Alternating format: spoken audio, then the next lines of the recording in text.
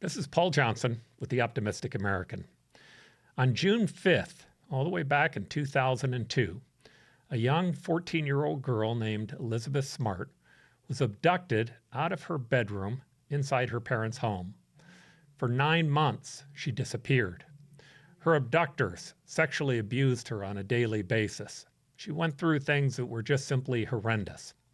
But 9 months later, she was found through the actions not only of the police department, but also through an individual who worked with the family on crisis management, on managing the communications for the family.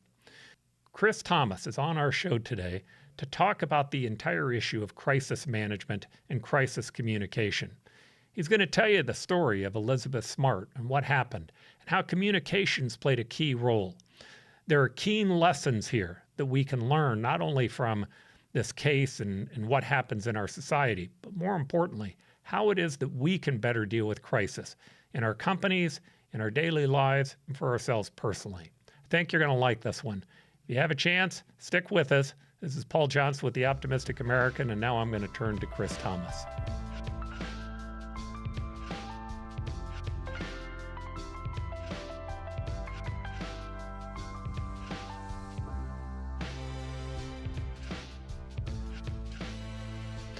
Chris, I'd like to welcome you to The Optimistic American.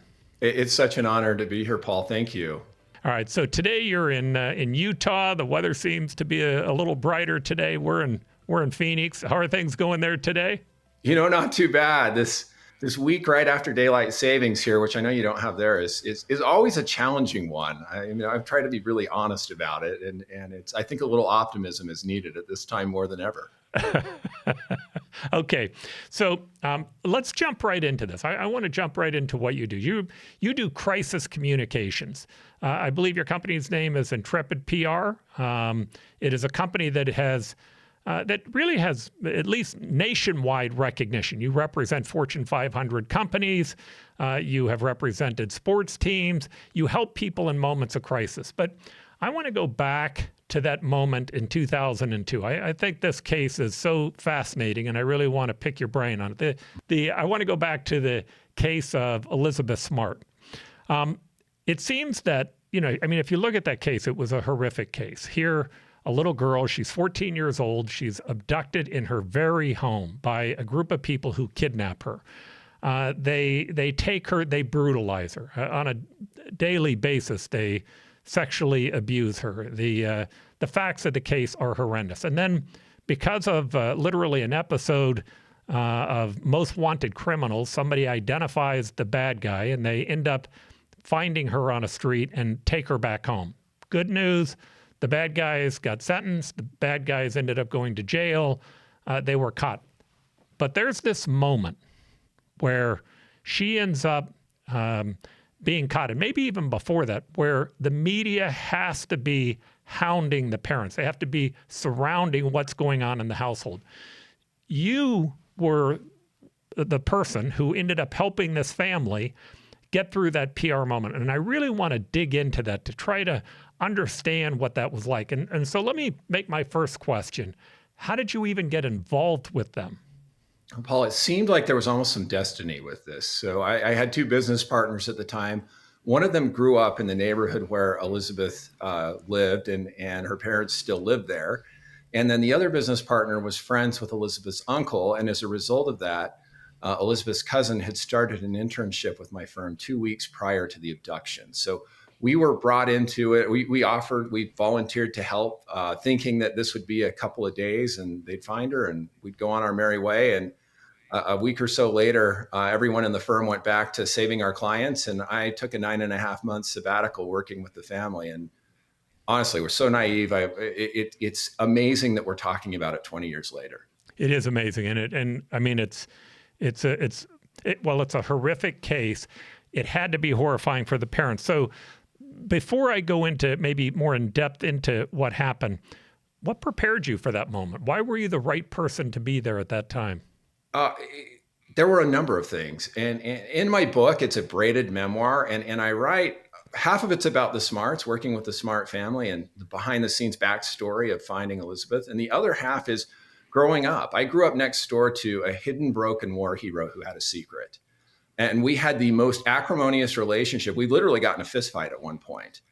And so after 13 years, at the very last moment, I came to understand who he was and what his secret was. And that really prepared me in a couple of ways. One, it gave me thick skin. I knew how to take it. I knew how to take it when it wasn't warranted. I knew how to deal with really difficult people.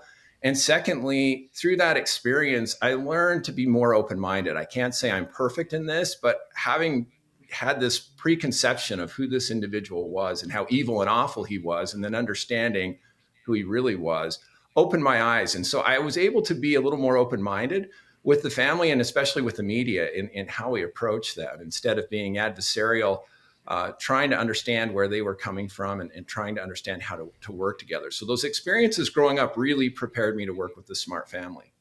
All right. So you end up literally getting involved with the parents a week after she's abducted. There's a 9-month period of time where she ends up being missing.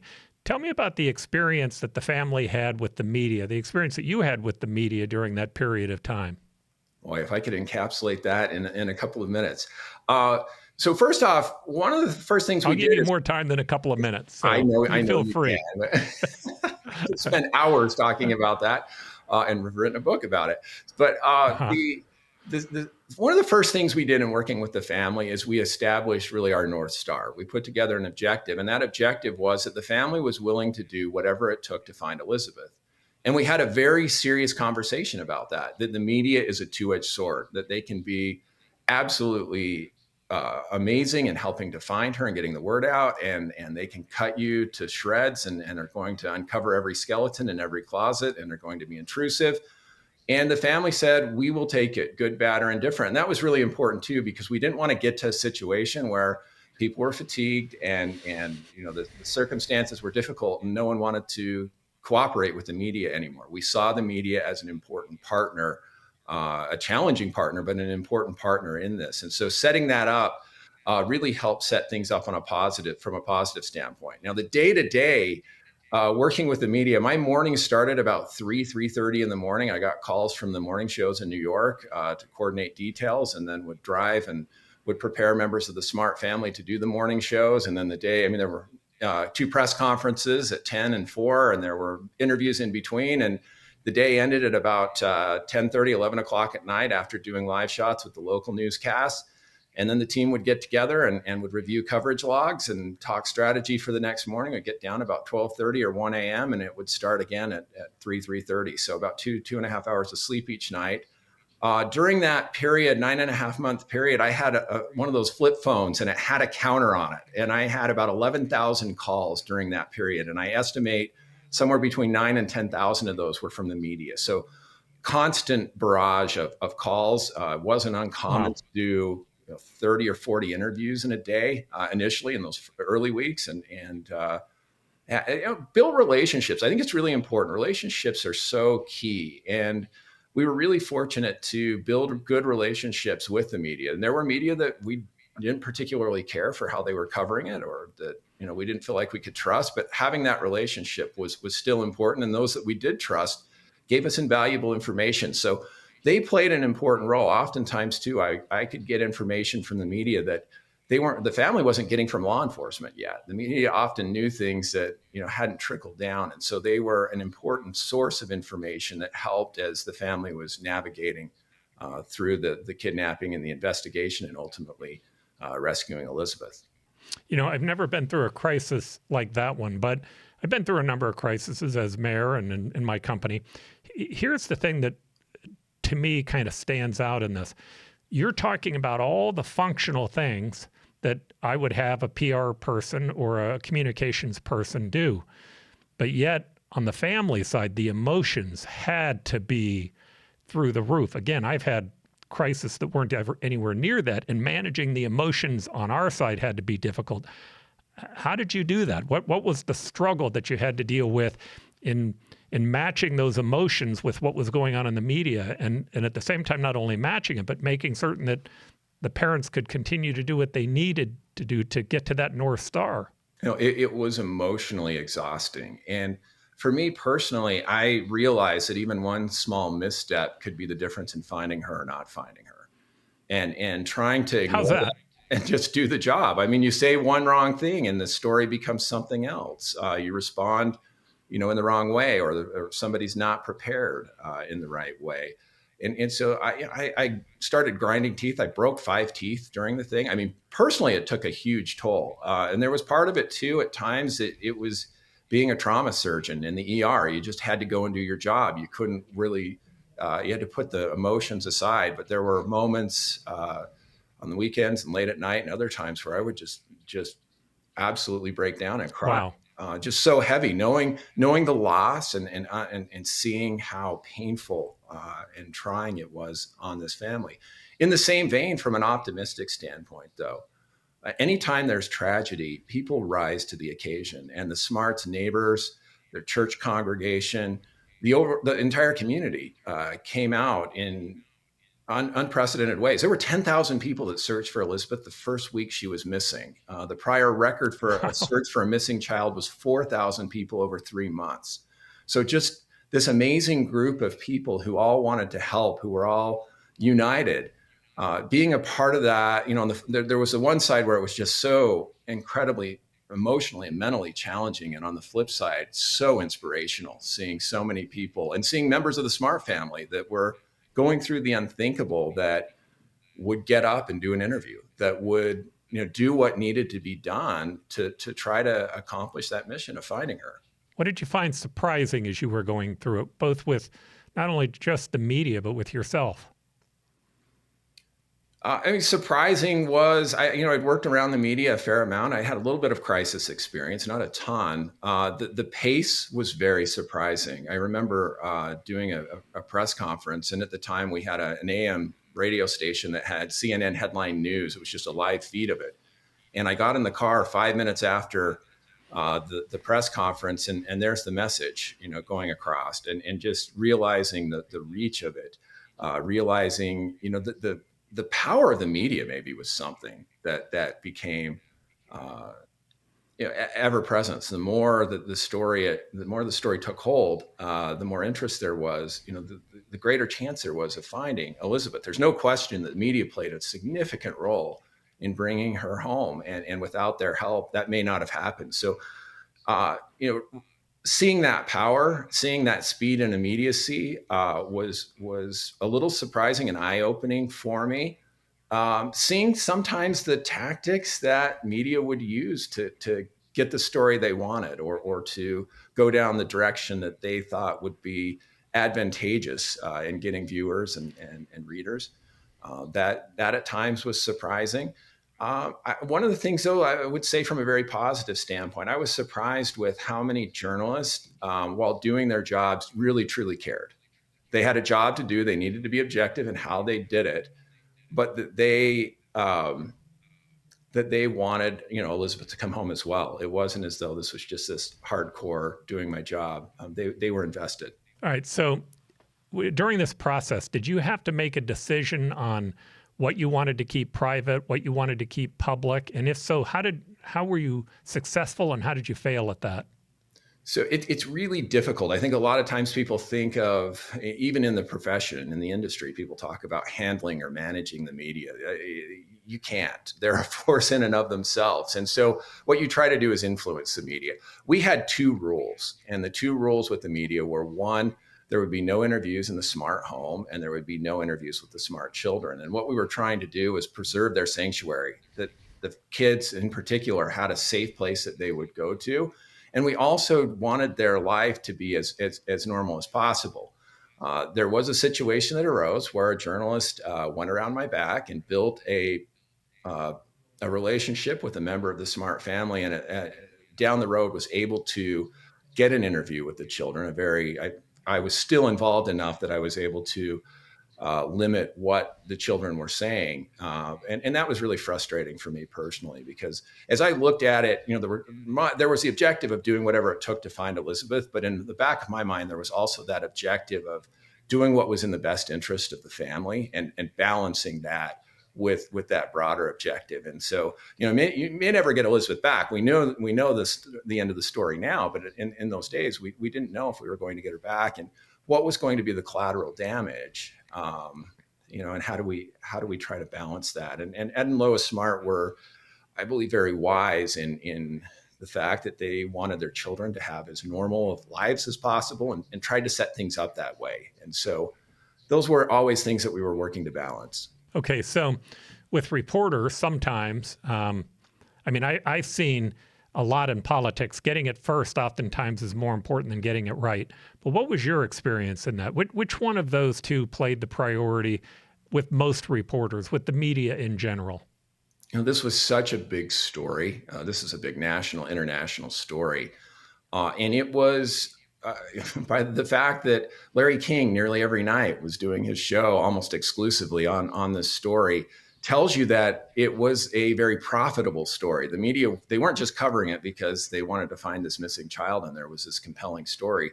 There was a lot of interest, enough interest that it was very beneficial to the bottom line. And so in stories like that, it is who can get there first, who can tell the story, and so speculation is reported constantly, and I think initially there was a very positive story. We tried to tell the positive side, and there were tremendous stories about the people who searched for Elizabeth. About 6 days in, that night, the news broke that the Salt Lake Tribune was publishing a story the next morning that implicated a member of the extended Smart family in Elizabeth's abduction. And that's a very difficult circumstance. The story cited unnamed sources and a lot of speculation, which we know now wasn't true. And it was a case in which the family had to effectively and proactively respond to that situation. And they did. And I give them a lot of credit throughout. Even when it was difficult, they got out and communicated. You asked me a minute ago what surprised me. I think the media was surprised at how quickly the family responded to things. They're used to organizations more so than individuals who, when something happens, they don't comment or they hide or they put out a pithy legal statement in response to it. But having this active response, it was something that was refreshing. I think it served the family well, but I think that was a surprise to the media as well. But we had to be on top of things. We had to be proactive and strategic in how we responded. And there were constant issues where there was misinformation or, you just don't know. There's so much speculative information in a crisis. Did you see, today, I'm not sure that the media can put their attention on anything for more than 3 days. Sometimes it just seems like there's a big story and 3 days later it's gone. Did you see any waning of the story over time, or did it stay at a heightened peak? Oh, it definitely. It was about 6 weeks was the duration. I think it was about around 6 weeks that the last satellite truck picked up and left. And we went from twice daily press briefings to, after about 3 or 4 weeks, it went to once daily and then once a week and then once a month and then as needed. We were fortunate, though, that we were looking really for something for Ed Smart to get involved with. He had a lot of energy and was going crazy, and there wasn't, the media interest that there was. And we talked to our congressional delegation, and they told us about this legislation for a national Amber Alert that had been that was stalled. And we got involved with that, and it provided a tremendous opportunity for Ed to lobby and to do something productive with his nervous energy. And in the same vein, it kept Elizabeth's story alive during that period. But there was a very specific about 6-week period. And then periodically, when there were developments with the investigation, it would come back and forth. But the one constant was talking about the Amber Alert after that period. So when the last truck pulled away, is there more of a sense of desperation when that happens, a sense that maybe people are going to forget about it and that hope is gone? I think so. And in the same vein, being a former journalist and I think having a lot of credibility, wanting to have a lot of credibility in what I didn't want us to create news that didn't exist. I wanted to provide credible stories. And I think the family felt the same way, but also was pretty tired. It was a real mixed emotion. What do you do? At that point in time, I'd never heard of a missing child coming back after more than a week or so. And so it was hard to imagine that maybe if we keep this going, that they would find her. Ed, to his credit, felt his daughter was still out there and was waiting for him, and wouldn't give up on it. All right. Tell me the story about when you started to get some inkling that maybe there was some hope. Tell me the end of the story. Well, so there's a lot of different elements to the story. Paul, maybe kind of backing up. Initially, there was a suspect who had driven a green Saturn, a man by the name of Brett Michael Edmonds, who was apprehended a couple of weeks later. It then shifted to a handyman who'd worked for the Smarts named Richard Reese, and he was arrested on unrelated charges. Later had a brain aneurysm and died in prison about 5 months after the abduction. And at that point, it looked like everything was done. Elizabeth's sister, who was in the bed next to her when she was abducted at knife point in the middle of the night, had an epiphany a few weeks after Richard Reese passed away, and remembered that it was a different man, that she had never actually gotten a good enough look to see who it was, but she recognized the voice. And on one night, just out of happenstance, she remembered it was this man, Emmanuel, who had worked on their roof one afternoon.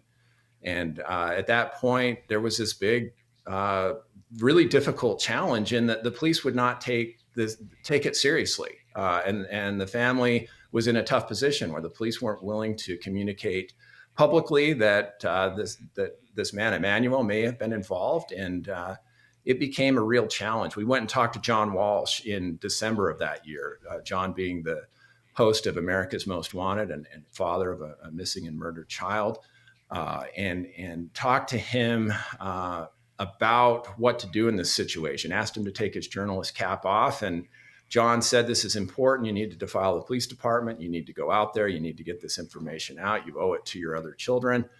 And this was in early December, and we planned to do something around the first of the year. And on December 23rd, John went on Larry King Live and leaked the information about Elizabeth's sister, Mary Catherine's epiphany, which created kind of a firestorm. The police denied it, said that John was doing it to promote his own show, that there was no credence at all to it. It took the family until early February before they finally came out with it. When they came out with the information, Ed and I flew to New York to do the morning shows, and all of our interviews were canceled. And I later found out from a source with one of the networks that the police department had told the media to be very careful, that this was something I had concocted to get the story back in the news. So John Walsh with America's Most Wanted, he became the hero after he had kind of made that big mistake, but put the story on America's Most Wanted.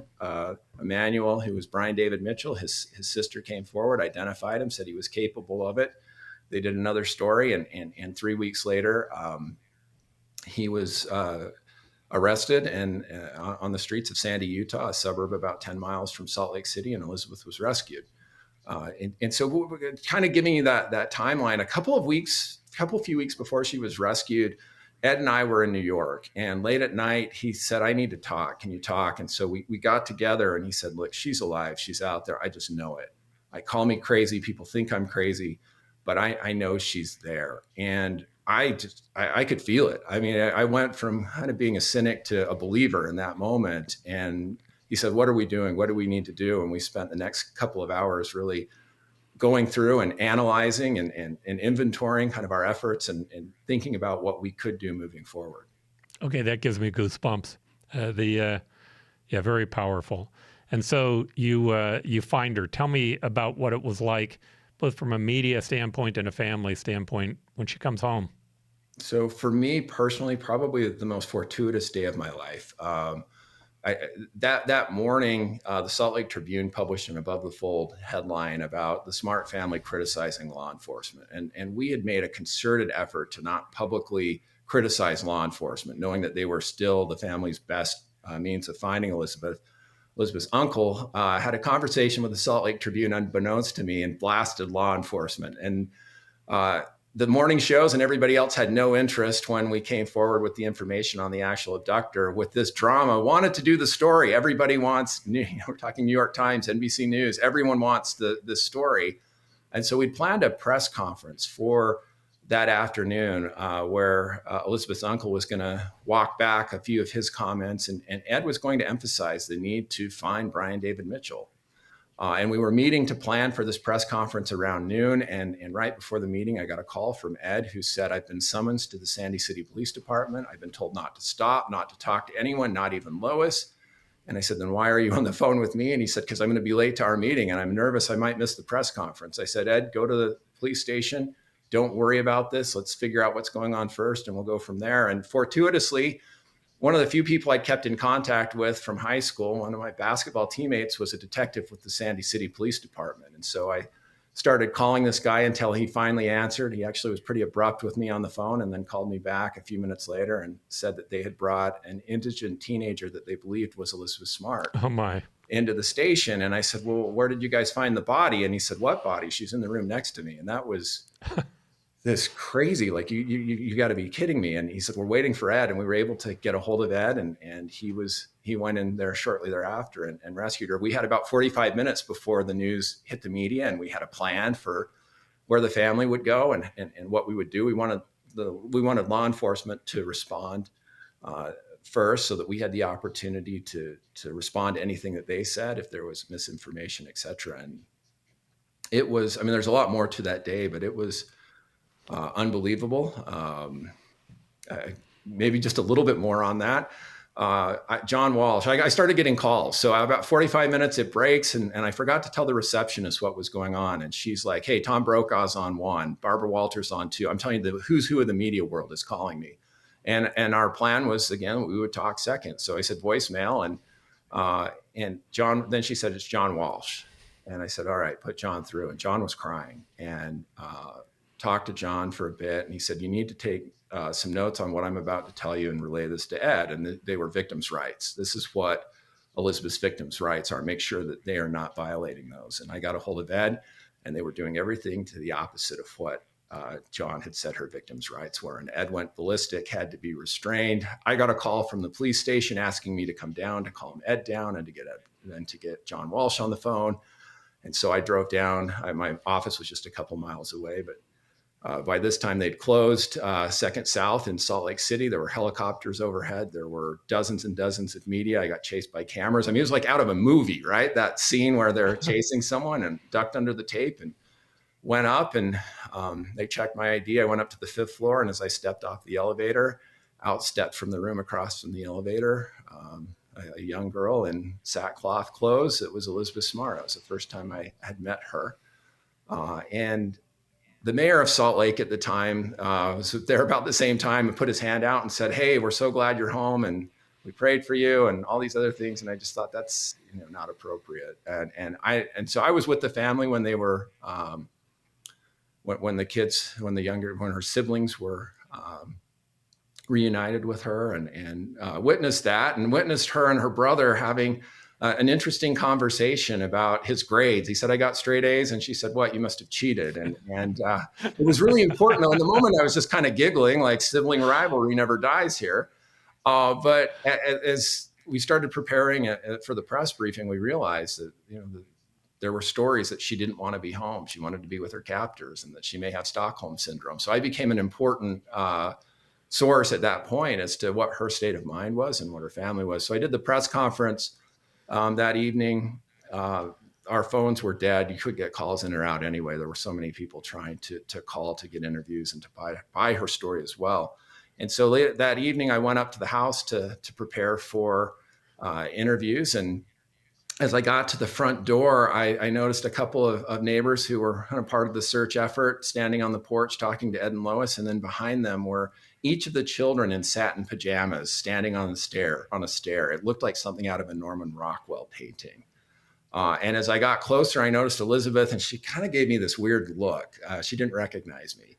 And Ed saw it, and he said, Elizabeth, you don't know who this is? And she said, no, I don't, Dad. And she said, it's Chris, and I consider him a brother. You should too. And I turned and just sobbed. Elizabeth and I were talking about this just recently, and she said, I don't remember you sobbing. And I said, good, I'm glad you didn't. But it was just such a tender moment, having put 9.5 months of everything I had into this, to see her back together, to see her family whole. It was an incredible blessing, and something that really words can't describe the feelings at that point. Yeah, it's hard to, just thinking about it with my little girl. I mean, it's so hard not to project yourself into that position. How is she doing today? She's doing really well. We were together last week. For me, I've been really fortunate. Worked with her for several years, and she's like a younger sister. And having her a part of my life has been just a huge blessing. But she is, the epitome of somebody who went through absolute hell and has taken that and made it such a positive thing, and really truly cares. Is somebody behind the scenes is who she is publicly, so that just really wants to make a difference, wants to be there, and wants to be that voice for the voiceless. And it's inspiring. It's really inspiring to be around her. It sounds as such. Okay, so this is going to be hard because I want to transition to talking about the media and your other clients. But oh my gosh, that is such a powerful story. All right, so let's go back to the media for a moment. I'd like I think the media takes a lot of knocks, and sometimes I knock them. I knock them because I feel like they only give today the only thing that seems to be profitable is if it bleeds, it leads, and yet I know a lot of reporters, and I know that there are a lot of people trying to do right. But I'd love to know not only your lessons from this, but your life lessons about the media and how it is that maybe we can think about them or frame them. Absolutely. And I am on the opposite side of the media nearly every day. I think of myself almost like a defense attorney, working for companies and individuals who are the subject of investigative reports and challenging media. And I still defend them. I think the power of the press, the freedom of the press, the need for the media is greater than it's ever been, especially on the local level. Not to say there aren't bad apples, and not to say there aren't stories that it could be much more positive. I think two things happen here, Paul. One is the business of media has become bigger than it ever has been, and as a result of that, if it bleeds, it leads. What stories can we get out there that people are going to click on, that people are going to watch? And then you've got journalists who are doing more with less. To be a journalist today, it's like being a teacher. You've got to have some sense of mission.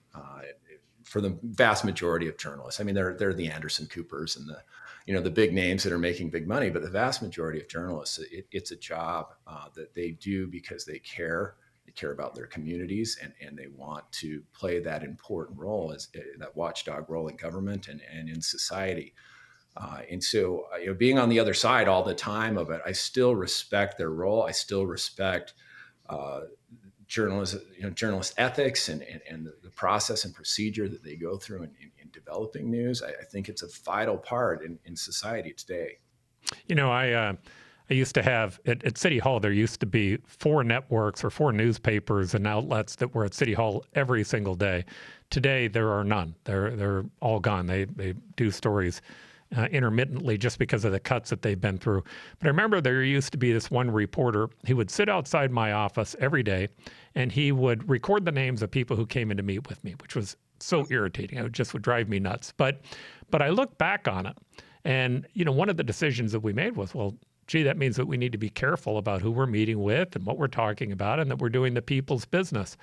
I look back on it and recognize there actually was a great benefit to having somebody watching over us all the time, watching over what we do. And I think the area where the media oftentimes gets dismissed is they're really the public's only check on power. That doesn't mean they're always truthful. That doesn't mean that they're always right. That doesn't mean that they don't make mistakes. But I agree with you. I think especially the people who are working in the trenches, they have to have a sense of mission. And the mission that they should have is, this is the only real check. All power corrupts. All systems corrupts. The only way that you keep them from corrupting is that there's some check and balance. Our founders knew that a long time ago. It's an important role. And without the media, it just wouldn't be played. Any thoughts on that? I 100% agree. And I think in vilifying and discrediting the media, we're doing our own selves a disservice. You look at some of the other issues around the world, one of the first places they attack is the media. They take the power of the media, they take that watchdog role out, and then corruption runs amok, and that's where you really run into issues. And again, I'm not suggesting that all journalists are great, that coverage is fair, but I think we need to have a much greater respect for that role. For really, for worse, I think in the political sphere, uh, the media has been vilified. That they're out to get. I see that in my own practice. I'll have clients who come in and say, "We're not cooperating with the media. They're corrupt, and they have an agenda, and it's not complete." The fact that they're corrupt, they sometimes do have an agenda. But the smarts are a great example of this. If you can work together with the media, usually it works in your favor. If you can respond, and there's usually something that can be said, if you can respond and have some sort of cooperation, it usually works to your benefit. Now, it doesn't mean it's always positive. Uh, if you're in a crisis situation, those stories are going to be negative. But you tend to build greater trust, both with the media and the public, in how you respond to those. All right. Are there other stories that you could talk about, especially with clients or companies? And I know that some of that stuff has to be a bit confidential, but I'd just love to hear other lessons that you've learned from other crises. Absolutely. So I've been fortunate to manage more than 300 crises since the Smart case. And so I've had a lot of experience, worked with so many interesting uh, companies and individuals. And it's always a privilege to be brought in at somebody's darkest hour. And just, there's this humility and trust that's immediately built. And I've cherished those relationships.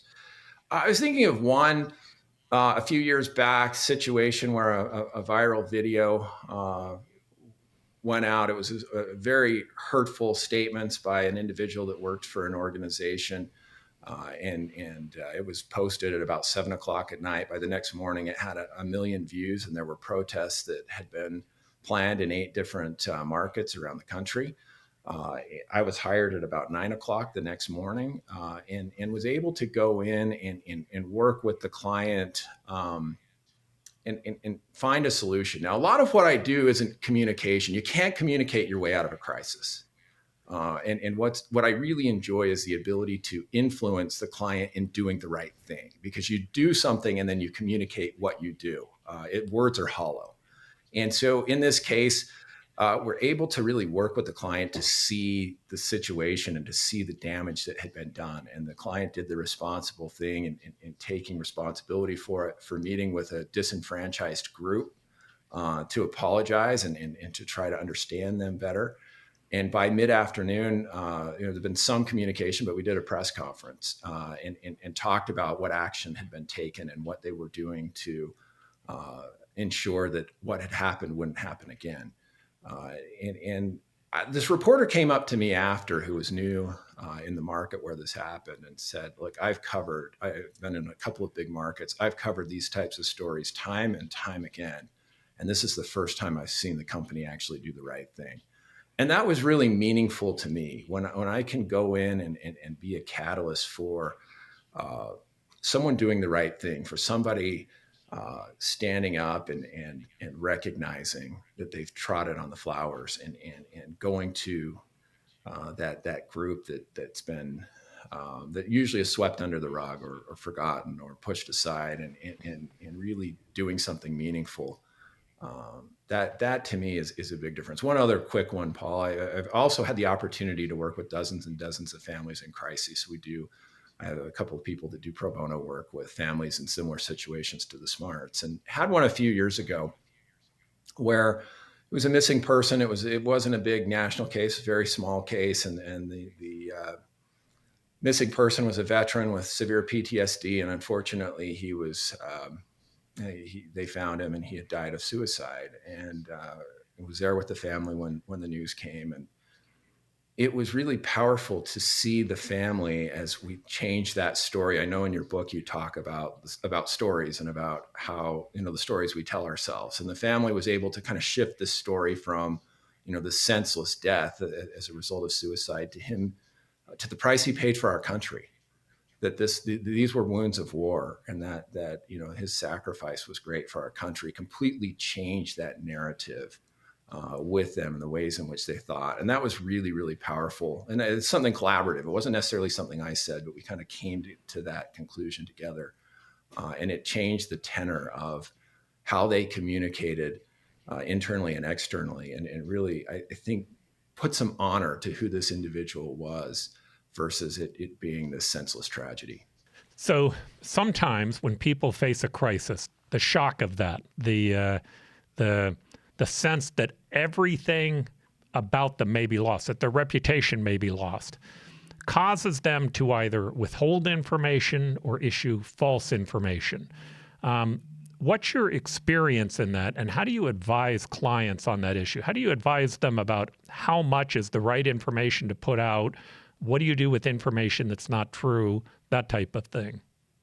It's always important to say something. I work with a lot of attorneys, and sometimes if I'm working with an attorney for the first time in the middle of a crisis situation, we're butting heads because it's no comment. And there's always something that can be said. And I always believe in saying something that there's a level of trust. You don't want to say too much because too much can come back to haunt you, but saying the right things and saying the authentic, sincere things, really trying to help a client to do that, helping them, having some experience where I can hold their hand and say, I've been through this before. And let me talk to you about different scenarios. If you do nothing, this is what's going to happen. If you say this is what's going to happen. If you go, this route, this is what will happen. And being able to give them some constructive counsel and getting them to trust me is important. I have, I'm selective with who I work with. I had a situation a couple of years ago, big national story. Leaders of an organization said something really insensitive and called me in to work with them and started talking to them. And it was very clear that they felt like what they said was okay and wanted me to kind of make it go away. And there was just absolutely no contrition there. And as a result, I said, I can't help you. I'm not the right person and I can't help you in this situation. There always has to be some acknowledgement of what's happened. Another thing that we often look at too is it's not who's right, it's what's best. If you're trying to wrong a right in the public arena, it's very tricky and usually impossible. We're usually fraught with challenges. And so a lot of times it's looking at, okay, so what's the best thing to do here? How do we handle the situation in the best way?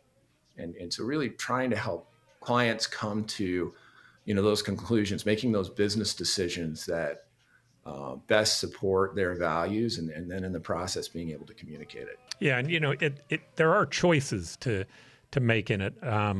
Some people are combative. My view of things is always to start the problem by trying to figure out, hey, what am I accountable for? What did I do wrong in this situation? Even if it, to me, is completely lopsided and the other side did horrible things, to try to figure out what my role was.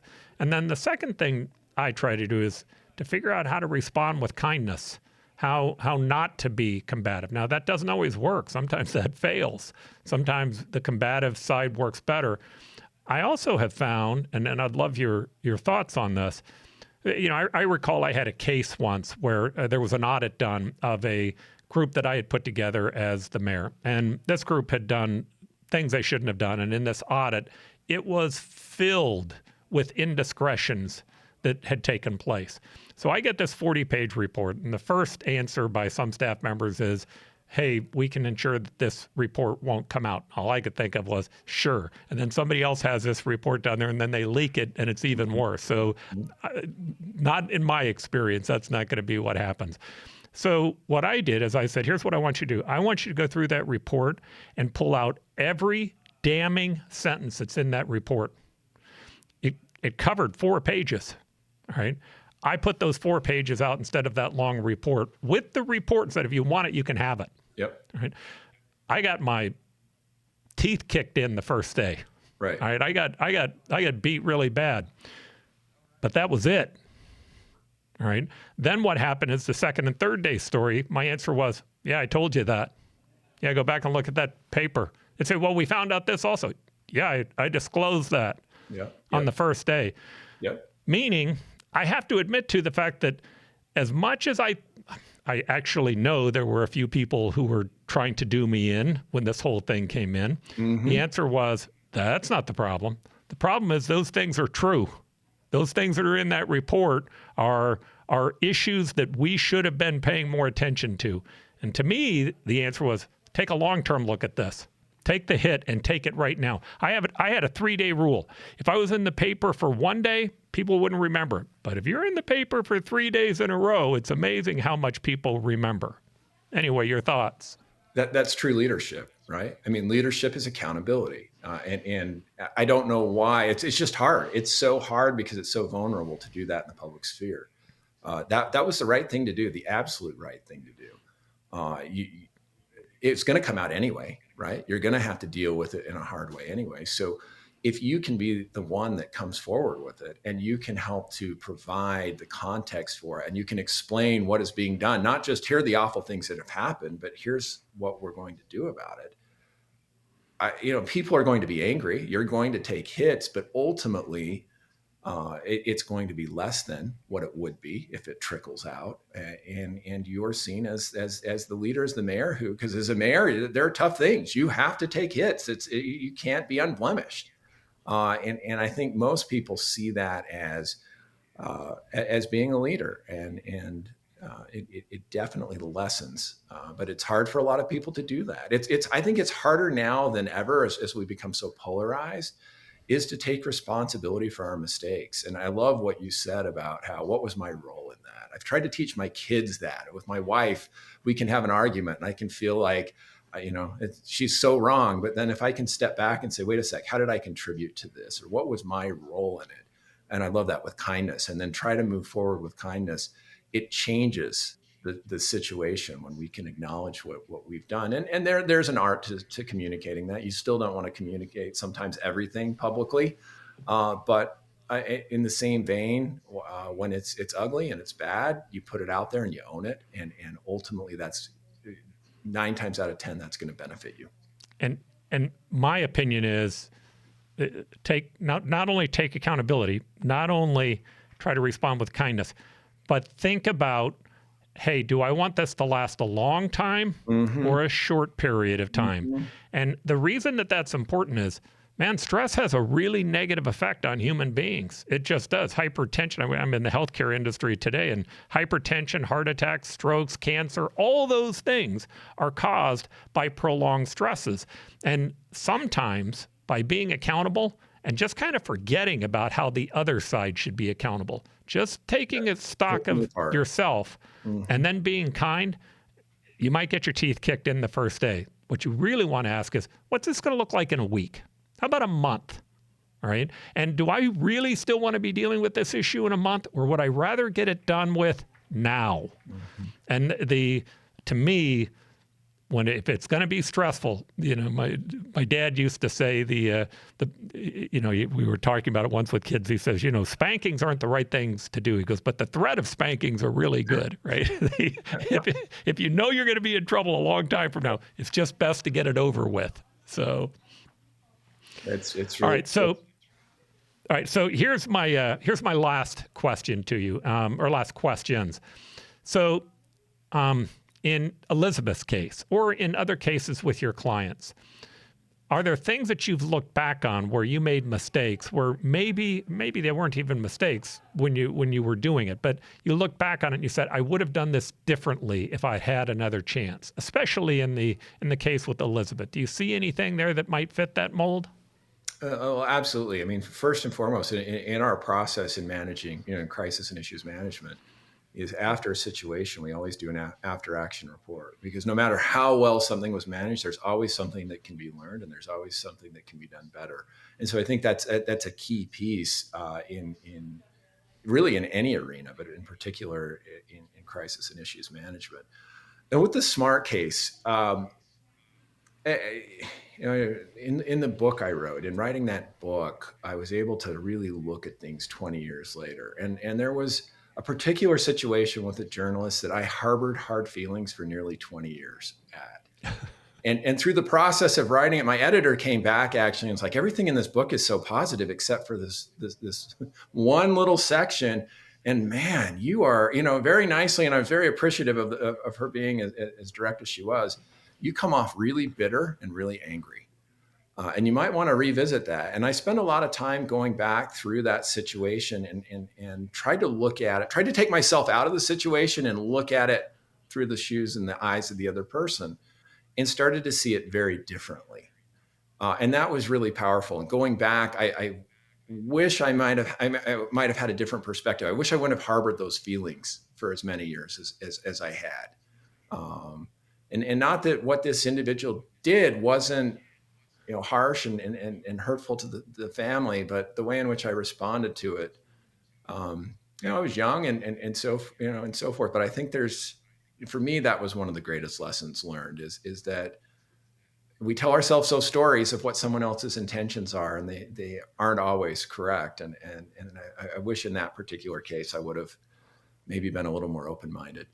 That's a powerful lesson beyond, one, beyond whether you were right or wrong.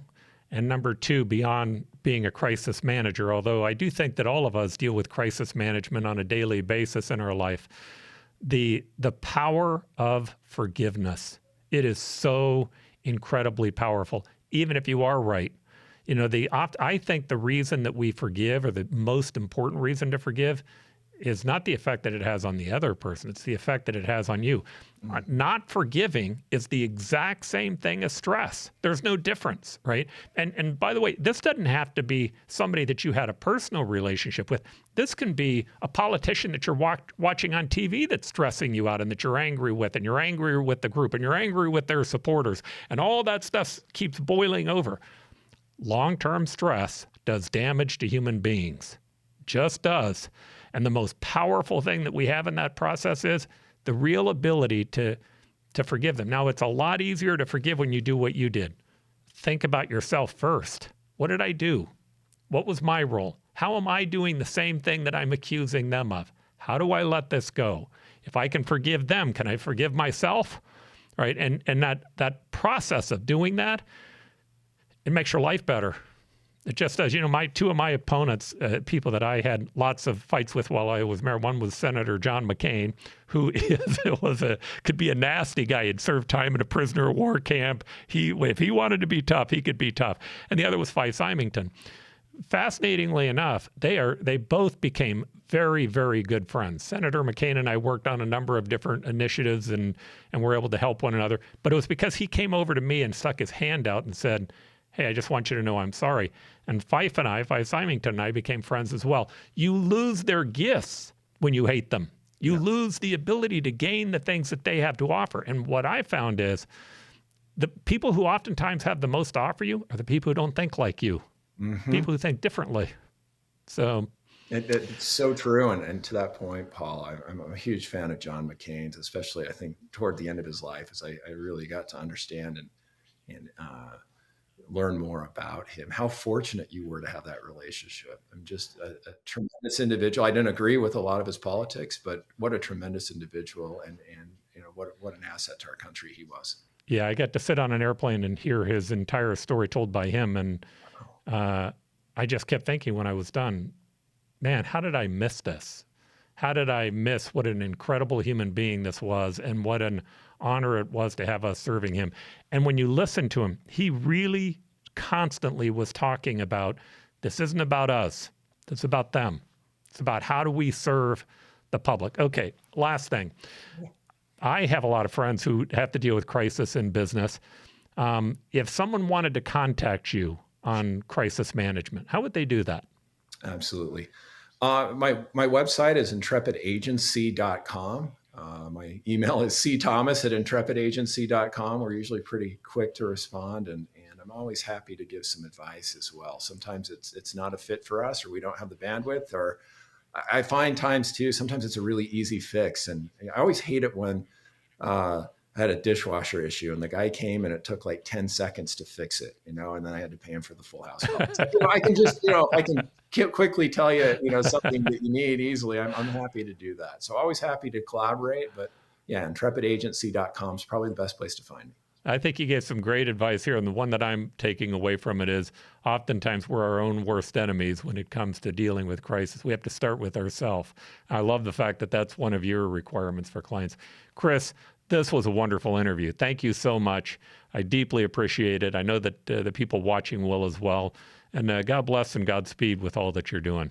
You as well. I really love the podcast, and we need this kind of voice. So continued success and look forward to hearing more. Thanks for joining the Optimistic American Show. Help us grow by subscribing to our channel. If you enjoyed the episode, please leave a like and a comment. There is so much more that we have planned, and we can't wait for you to embark upon this journey with us.